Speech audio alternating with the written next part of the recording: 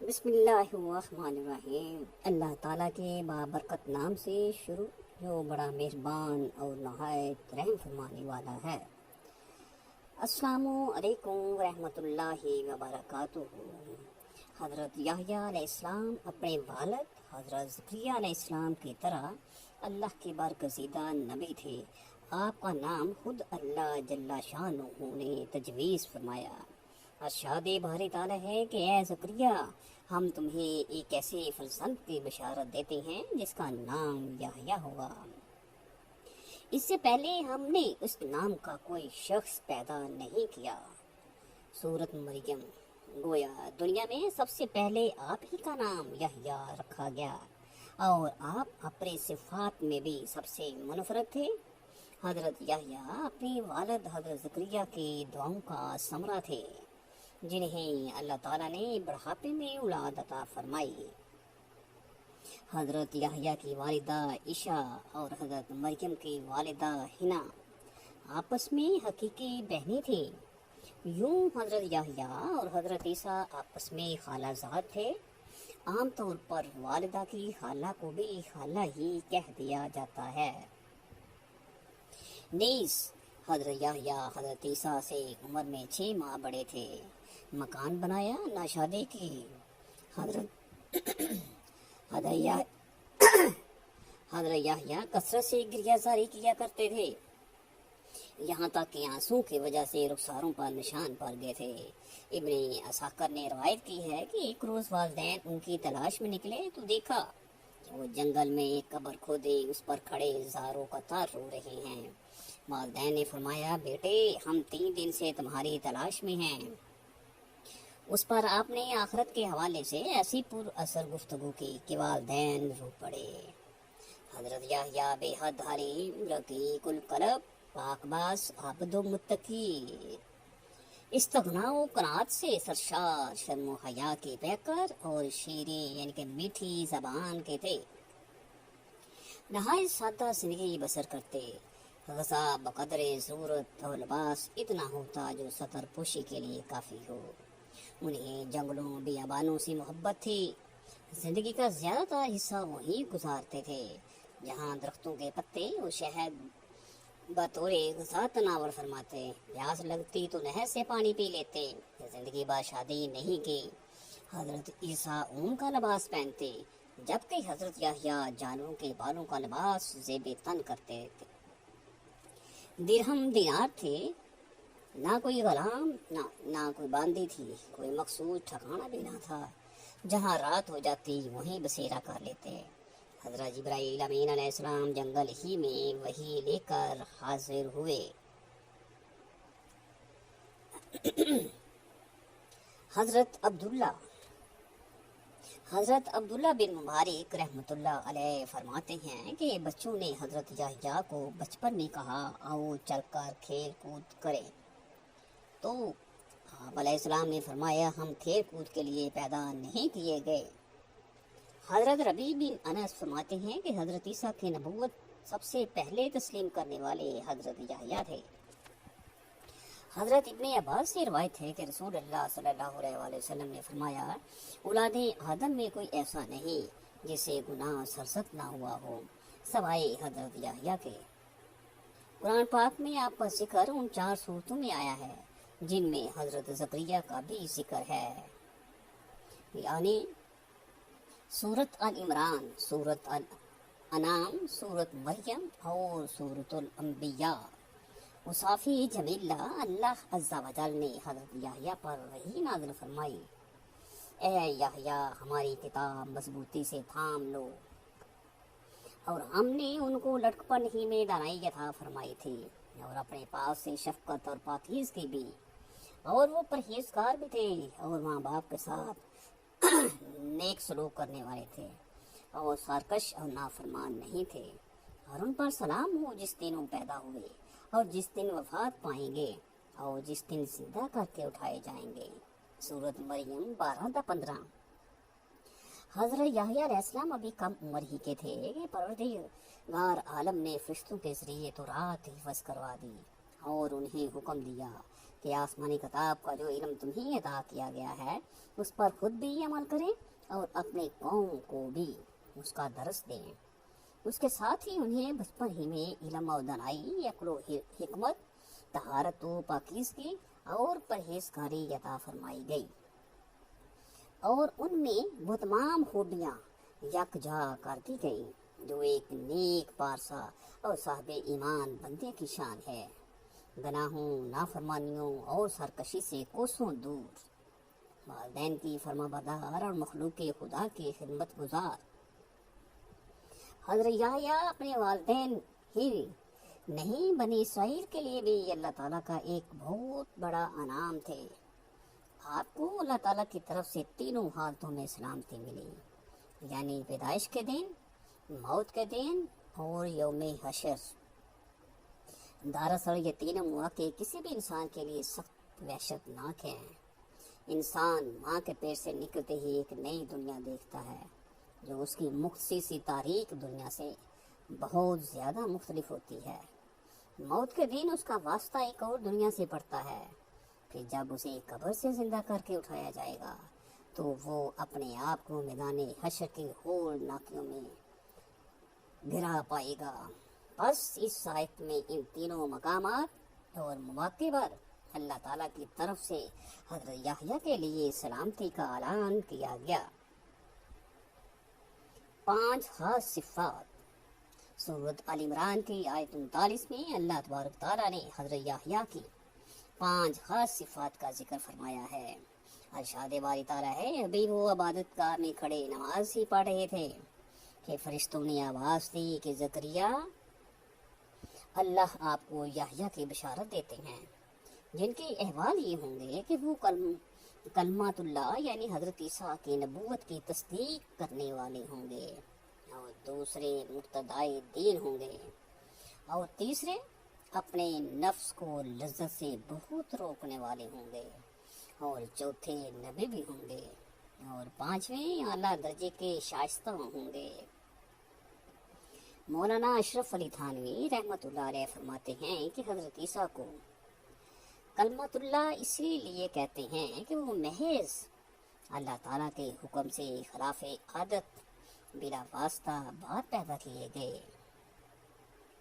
اس طرح اپنے نفس کو لذت سے روکنے میں سب مباحی خواہشات سے بچنا شامل ہے، جیسے اچھا کھانا، اچھا پہننا، نکاح کرنا وغیرہ۔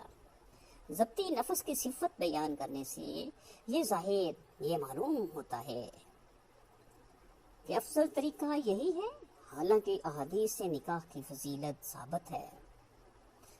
اس معاملے کی تحقیق یہ ہے کہ جس شخص کی حالت حضرت یحییٰ علیہ السلام کی سی ہو کہ اس پر آخرت کا خیال اس قدر غالب ہو کہ بیوی کی ضرورت محسوس کرے اور نہ ہی بیوی بچوں کے حقوق ادا کرنے کی فرصت ہو، تو ایسے شخص کے لیے یہی افضل ہے کہ شادی نہ کرے۔ اسی وجہ سے جن احادیث میں نکاح کی فضیلت آئی ہے ان میں یہ بھی قید ہے، جو آدمی نکاح کرنے کی قدرت رکھتا ہو اور زوجیت کی حقوق ادا کر سکتا ہو تو اس کے لیے نکاح کرنا افضل ہے، ورنہ نہیں۔ بیان القرآن 5 باتوں کا حکم۔ حضرت حارث اشعری سے روایت ہے کہ رسول اللہ صلی اللہ علیہ وآلہ وسلم نے فرمایا، اللہ تعالیٰ نے حضرت یحییٰ کو 5 باتوں کا حکم فرمایا کہ ان پر عمل کرو، اور بنی اسرائیل کو بھی۔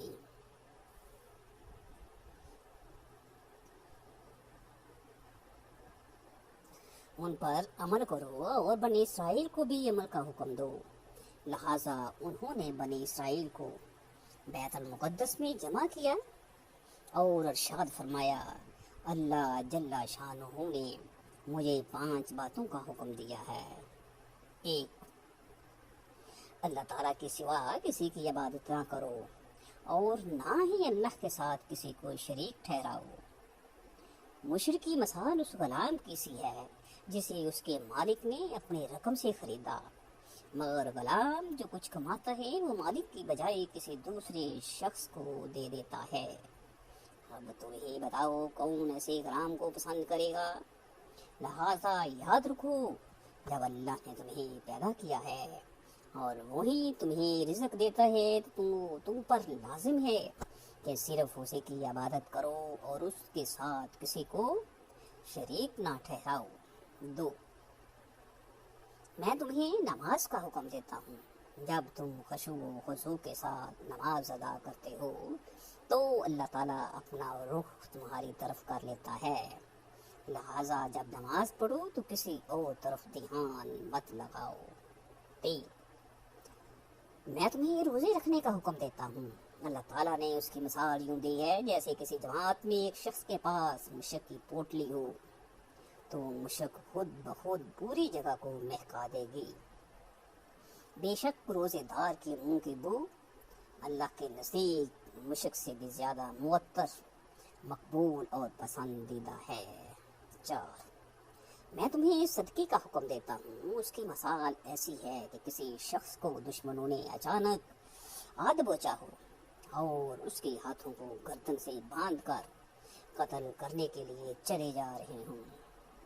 اس نا امیدی کی حالت میں وہ کہے گا کہ کیا میرا پورا مال لے کر میری جان بخشی ہو سکتی ہے؟ اور اس بات میں جواب آ کر جان کے بدلے ساری دولت قربان کرنے کو تیار ہو جائے گا۔ 5واں حکم یہ ہے کہ دن رات کثرت سے اللہ کا ذکر کرتے رہا کرو۔ اس کی مثال ایسی ہے کہ ایک شخص جو دشمن سے بھاگ رہا ہو اور دشمن تیزی سے اس کی توقع میں ہو، وہ شخص بھاگ کر کسی مضبوط قلعے میں پناہ گزین ہو جائے۔ مسند امام احمد۔ حضرت یحییٰ کا سر ارکاسا کی نظر۔ حضرت یحییٰ کی وفات کے بارے میں مفسرین نے مختلف واقعات تحریر کیے ہیں جو یہود و نصارہ کی کتب سے لیے گئے ہیں، تاہم مفسرین کی اکثریت نے جس واقعے کو بیان کیا ہے وہ لوقا کی انجیل سمیت یہود و نصارہ کی کئی کتب میں درج ہے۔ اس کا خلاصہ یہ ہے کہ یہودیہ کا بادشاہ ہیرو ایک عیاش شخص تھا جس کی وجہ سے پورے ملک میں فسق و فجور پھیل رہا تھا۔ اس نے اپنی حقیقی بھائی فلیپ کی بیوی ہیرو دیاس کو بغیر نکاح اپنے گھر میں رکھا ہوا تھا۔ حضرت یحییٰ چونکہ نبی تھے اور دعوت حق کا فریضہ سر انجام دیتے تھے، انہوں نے بادشاہ کی ان فحش حرکات کے خلاف آواز بلند کی، جس کے نتیجے میں انہیں گرفتار کر کے قید خانے میں ڈال دیا گیا۔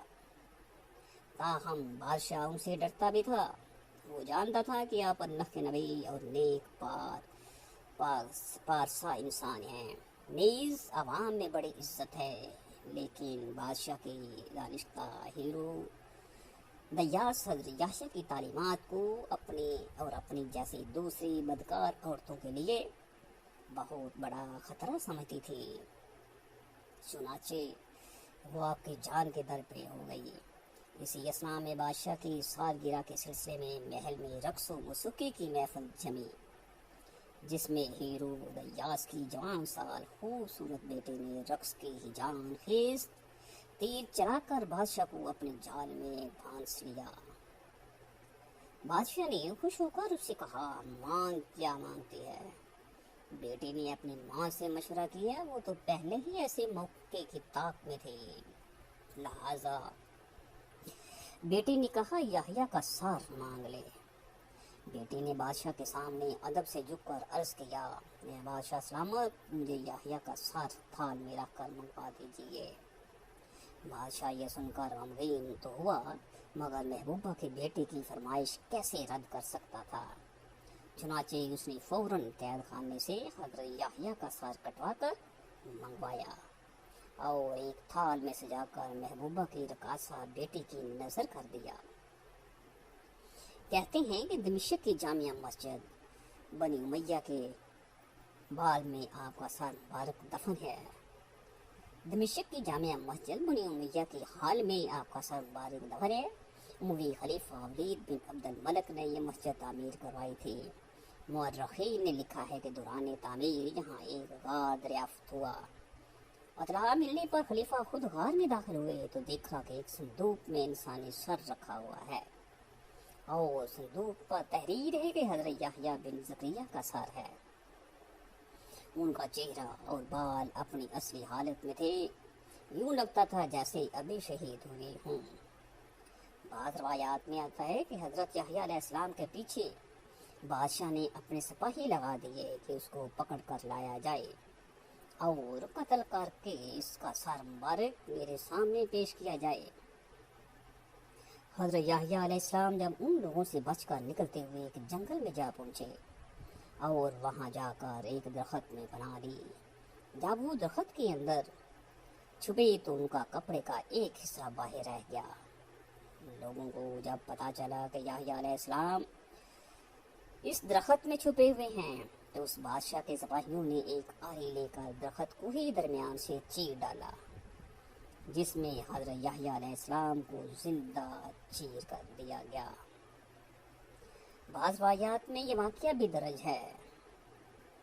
اللہ تبارک تعالیٰ سے دعا ہے کہ اللہ تبارک تعالیٰ ہمیں دین کی باتیں سننے اور سمجھنے اور اس پر عمل کرنے کی توفیق عطا فرمائے۔ آمین ثم آمین۔